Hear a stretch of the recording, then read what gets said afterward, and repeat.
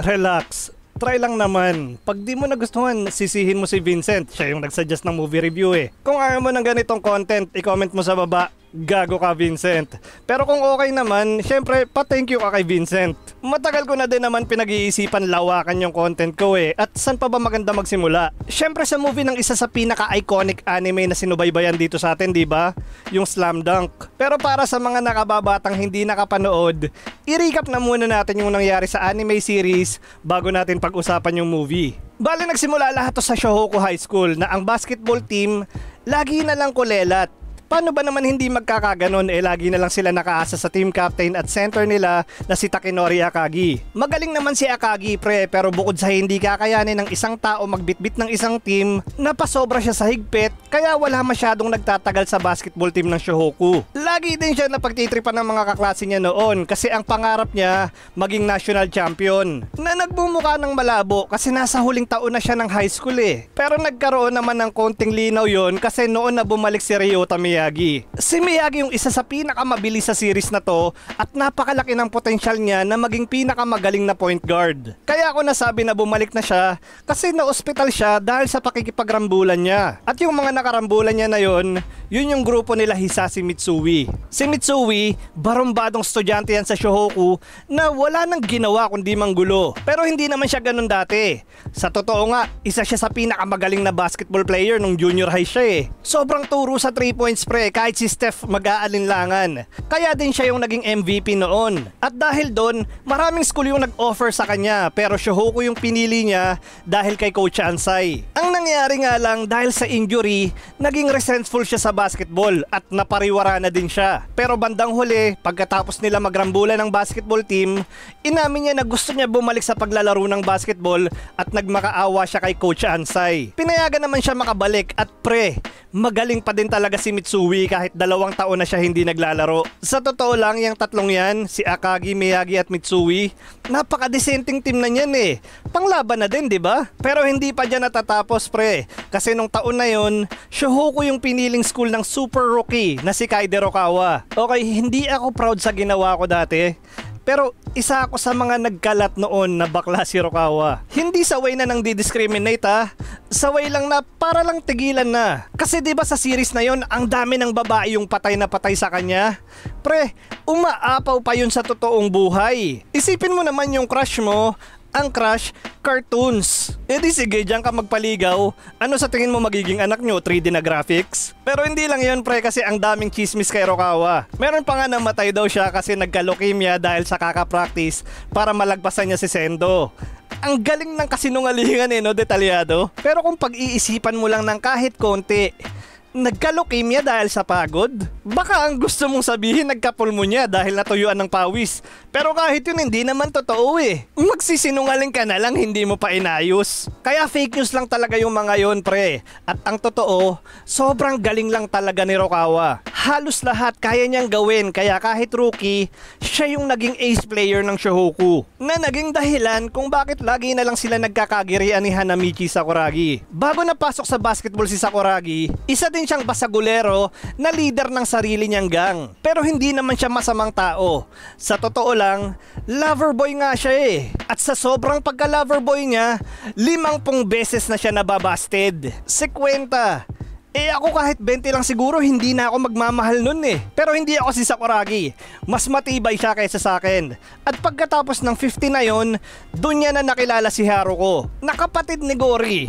Paano nangyari yun? Sino sa inyo yung ampon? Dahil kay Haruko lang kaya sinubukan ni Sakuragi magbasketball.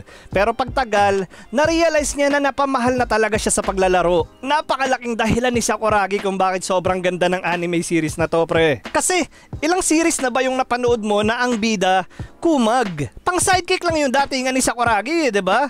Kaya nga kamukha niya si Alfred eh. Pero dito siya yung pinakabida at ang ganda ng kinalabasan. At pre, Alam kong inisa-isa ko na yung first 5 ng Shohoku, pero sobrang lawak at lalim ng characters dito bukod pa sa 5 yun. Mula sa mga supporters nila hanggang sa mga kalaban, magiging invested ka. Kaya kung hindi mo pa napapanood yung anime series, simulan mo na pre. Wala akong pakialam kung sa Netflix o kailangan mo pa bumili ng piratang DVD para mapanood to. Sobrang solid pa din ang series na to kahit ngayon mo palang papanoodin. Kaya simulan mo na, hindi sayang ang oras mo dito. Ang nangyari nga lang sa ending dito, sobrang bitin. Kahit ganun sobrang exciting naman. Sobrang kaabang-abang yung mga susunod na mangyayari. Kaya kami dati, syempre, inabangan namin. Naghintay kami, nang naghintay, nang naghintay, nang naghintay. Hanggang sa umabot na ako sa college nun, pero hindi na nadugtungan. Nakakaasar kasi open-ended kaya sobrang nakakabitin. Ang sakit sa puson. Ang ginawa ko na lang nun, binasa ko yung manga na nakapagbigay naman sa akin ng closure, pero gusto ko pa din panoorin yung nangyari. Iba kasi pag pinapanood mo diba? Napakatagal nga lang ng inabot, pero natupad din naman yung hinihintay ko na yun kasi sa wakas, pinalabas na yung The First Slam Dunk. At oo, alam kong halos 1 taon nang late yung topic na to, pero ang pinakamahalaga dito, wag na wag mo kong hihingian ng link. Hindi ako magpo-post, magko-comment o magre-reply ng link. Pero yung movie, kamusta ba? Sulit ba yung ilang taon na hinintay para sa Slam Dunk? Isa-isahin natin at simulan natin sa pagkaka-animate sa kanya yung visuals. Napansin ko na maraming ayaw sa ganitong klase ng visuals, pero para sa akin, napakaganda ng pagkakagawa nila dito pre. Yung dating mano-mano na drawing, ginawa nilang 3D CG na panalo yung kinalabasan. Tama lang na ganito yung ginawa nila kasi kung papanoodin mo yung series, mapapansin mo na ang daming beses na ang weird ng mga posisyon, parang hindi natural. Hindi akma sa totoong buhay. Minsan sobrang layo. Pero dito pre, sobrang swabe na. Napakalinis ng pagkakagawa dito. Yung mga galaw nila napaka-realistic kasi ginamitan na nila ng motion capture. Ang daming beses na kala mo replay sa NBA 2K yung pinapanood mo. Napaka-fluid. Minsan nga lang choppy, pero akmang-akma pa din sa tema. Ang sarap sa mata kasi pinaghalo nila yung 3D at 2D. Kaya kahit updated na siya, hindi pa din ganun kalayo. Ramdam mo pa din yung feel ng original series. At ganun yung pakiramdam ko nung nanonood ako pre. Parang naging bata ako na nanonood ng malapit sa TV na CRT. Pero syempre hindi lang dahil sa visuals kaya ganun yung naramdaman ko. Dahil din syempre sa storya. Pero uunahan ko na muna kung naghahanap ka ng closure sa animated series, hindi mo makikita dito yun. Huwag kang mag-alala, wala akong i-spoil dito. Ang ikikwento ko lang yung makikita mo na sa mga trailer. Kaya ako nasabi na hindi mo makikita dito yung closure kasi hindi nito agad sinundan yung mga nangyari sa series at hindi din to umabot sa pinaka-ending ng manga. Kaya nasa bandang kalagitnaan siya. Pag-uusapan pa natin mamaya yung tingin ko kung bakit ganyan yung ginawa nila. Basta ang masasabi ko sa movie na to, napakalapit ng ginawa nila sa source material pre. Kuhang-kuha yung karamihan ng nangyari sa manga. Na ang galing kasi kahit alam ko na yung mga nangyari sa manga, pag pinapanood ko yung movie, mas ramdam ko yung emosyon sa mga nangyari. At dahil din hango sa manga yung mga nangyari dito, kahit na basketball movie to, hindi siya kagaya ng mga typical na basketball movie. Kasi diba pag nanood ka ng mga basketball movie, karaniwan dyan, ang daming team na lalabanan ng mga bida at maraming mangyayari sa pagitan ng mga game na yon. Hindi sinundan ng Slam Dunk yung formula na yon kasi dito, isang game lang yung kinover nila. Mula umpisa hanggang matapos, dun sa game na yun lang nakakonsentrate yung movie. Kasi yun naman talaga yung style ng Slam Dunk diba? Bigyan kita ng example, yung laban ng Shohoku at Ryonan sa series, inabot ng 18 episode yung laban na yun. Hindi chinamba yan pre. Totoong number yan, binilang ko yan. Kaya kami noon, yung mga araw-araw nanonood sa TV, mahigit 3 linggo na yung lumipas. Naglalaban pa din sila. Pero ang magaling doon, hindi mo masyadong iintindihin kasi exciting lagi. Ang galing ng flow. Ganon din yung kinalabasan sa movie na to pre. Kaya mula sa umpisa, mahuhukan na lang hanggang sa dulo. Kasi yung series at itong movie na to, talagang sinunod ng mabuti yung nasa manga. Pero kahit nabasa mo na din yung manga, binigyan ka pa din nila ng dahilan para panoodin mo tong movie. Kasi dinagdagan nila ng storyline na wala sa manga At dahil na din sa dinagdag nila na yon, kung bakit nagkaroon ng konting departure mula sa source material. Kasi diba pag Slam Dunk, Ang pinakabida dyan, si Sakuragi. Mula umpisa pa lang kung paano siya napasok sa basketball, hanggang sa growth niya, hanggang sa pinakadulo ng manga tungkol sa kanya. Siyempre nag-focus din sa ibang mga karakter, in-depth din, pero ang pinakatoon kay Sakuragi. Hindi ganun yung ginawa nila sa movie na to, pre. Dito, ang pinakabida, si Miyagi. In-expand nila yung storya ni Ryota at sa kanya pinaka-dedicated yung movie. Nung una nagtaka ako kung bakit ganun yung ginawa nila sa movie eh. Bakit si Miyagi? Pero nung napag-isipan ko na, naiintindihan ko naman kahit paano. Kasi di ba kay Sakuragi, alam na natin lahat ng tungkol sa kanya. Nakwento na eh. Tapos kay Akagi naman, noon pa lang, pangarap niya na mag-champion. Si Mitsui naman may backstory na din, napaliwanag na kung paano siya umabot sa ganun. Si Rukawa naman pwede siguro bigyan ng origin story, pero para sa akin kasi ang benta ni Rukawa yung pagiging mystic niya eh, 'di ba? Yung pagiging misteryoso niya yung nagdadala sa character niya. Kaya nga sa Shihoku siya pumasok kasi malapit sa bahay nila eh. Wala lang talaga siyang pakialam at pag pinalawak mo yung storya niya, tingin ko posible masira yung character. Kaya magandang choice na din talaga si Miyagi. Kasi bukod sa nadagdagan nila ng content na wala naman sa manga, maganda yung kwento na binigay nila sa backstory ni Miyagi. Kaya kung big fan ka niya, matutuwa ka sa movie na to. Pero kung hindi naman masyado, tingin ko magiging invested ka pa din sa storya niya. Kaya wala akong problema sa ginawa nila na yon. Ang konting problema ko lang, yung pinili nilang portion sa manga. Kasi di ba nga ang sabi ko yung storya neto, nasa bandang gitna na nung hindi na tinuloy sa anime. At sa totoo lang, yung mga nalampasan na nangyari bago tong movie na to,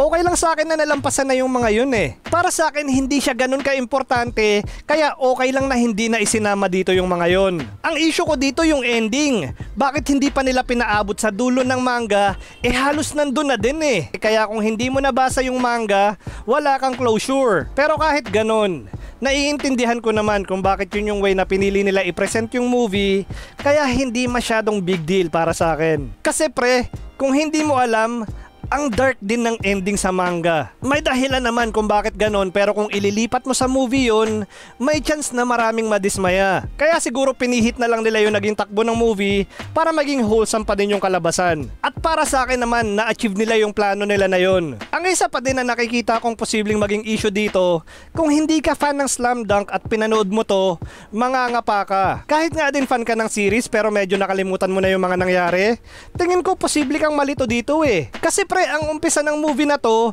yung game na talaga. Jump ball na agad. Hindi na pinaliwanag kung sino ba yung kalaban nila, kung para saan ba yung laban na yon, basta game na agad. Kaya din ganun kasi hindi na kaya isingit pre.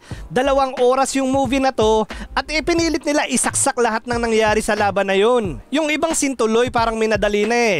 Pero kahit may mga isyong ganun, para sa akin, okay lang. Kasi Slam Dunk pa din yung palabas na to eh, na kahit sino makakapag-enjoy. At mas lalo na kung fan ka ng Slam Dunk. Kala mo mga tropa mo lang na matagal kayong hindi nagkita-kita, pero nung nagkasama-sama na kayo, ganun pa din yung mga kagaguhan nyo. Pag nakita mo na bumitaw si Mitsui, yung bilis ni Miyagi, gorilla dunk ni Gori, at yung asara ni Rukawa at Sakuragi. Sobrang saya panoodin neto pre, sobrang laugh trip. Ang daming beses ko din na humalakhak. Binalik ako ng movie na to. Pakiramdam ko kakauwi ko lang galing sa eskwelahan nung pinapanood ko to. At tingin ko kahit yung mga hindi napanood yung animated series dati, palagay ko mai-enjoy din nila to eh. Ire-recommend ko nga lang na panoodin mo talaga muna yung series bago mo panoorin tong movie. Okay, so kung walang closure yung movie na to, magkakaroon kaya to ng part 2? Ayan yung komplikado. Kasi di ba yung series at yung movie na to, sobrang honest sa manga. Hindi siya lumalayo. At kung nabasa mo yung manga, alam mo na wala nang sense gawing movie yung sumunod na nangyari dito hanggang sa pinaka-ending. Kasi yung first Slam Dunk, malapit na din sa ending eh. Hindi na lang talaga binuo. So anong ibig sabihin? Pinahaba mo pa, Tix eh, ba't hindi mo na lang sinabi na hindi na madudugtungan? Relax. Kaya ako sinabi na komplikado kasi may nangyari pre. Nung tinanong yung creator ng Slam Dunk kung magkakaroon daw ba ng sequel, ang sabi niya, hindi niya daw masasagot yun ngayon. Kasi daw pag sinabi niya na oo pero hindi natuloy, pangit daw yun. Pero pag sinabi niya daw na hindi na tapos natripan niya dugtungan, hindi niya na magagawa dahil sinabi niya na hindi na. Kaya sa ngayon daw, wala muna siyang isasagot. At ang isa mo pang kailangan malaman dito, yung first Slam Dunk kumita ng $258 million worldwide. Napakalaking pera nun, pre, kaya ito na yung 5th highest grossing anime film of all time. Sobrang successful, 'di ba? Kaya kung kailangan ko manghula, ang sagot ko, oo, magkakaroon ng part 2. Huwag mo na lang asahan na soon kasi kung magkakameron man, tingin ko ilang taon pa yung aabutin nun. At yung storya naman, tingin ko para madugtungan nila tong movie, kailangan nila lagpasan yung manga. Kailangan na ng bagong chapter. At kung movie ulit yung idudugtong nila, hindi na pwede yung ganitong style na isang basketball match lang yung included. Hintayin na lang natin kung paanong diskarte yung gagawin nila. At kahit late na to, since movie review to, pakiramdam ko kailangan ko i-rate no? Pero bago ko gawin yan, i-disclose ko muna na bias ako towards Slam Dunk. Sobrang fan ako neto kaya kailangan mong i-account yun sa score na ibibigay ko sa movie na to. Kasi 9 out of 10 yung movie na to para sa akin, pre. Must watch talaga. Hindi siya perpekto at may mga hiling ako na sana iba yung ginawa nila, pero all in all, tingin ko mai-enjoy ng kahit na sino to. Gandang-ganda ako sa update ng animation, sobrang kwela pa din ng mga characters, at yung story arc ni Miyagi dito, makabagbag damdamin. Ang angas ni Miyagi, pre, pero akma pa rin sa character niya, kaya parang mas lalo mo lang siya nakilala. Isa na to sa mga paborito kong anime movie, kaya kahit kanino, i-recommend ako tong first Slam Dunk. Ikaw ba, napanood mo na din ba to? Nagustuhan mo ba o hindi mo trip? Comment mo sa baba, pag-usapan natin. Tapos palike na din ang video, subscribe ka na din para makita mo yung mga susunod na videos. Yun lang, yun na yan.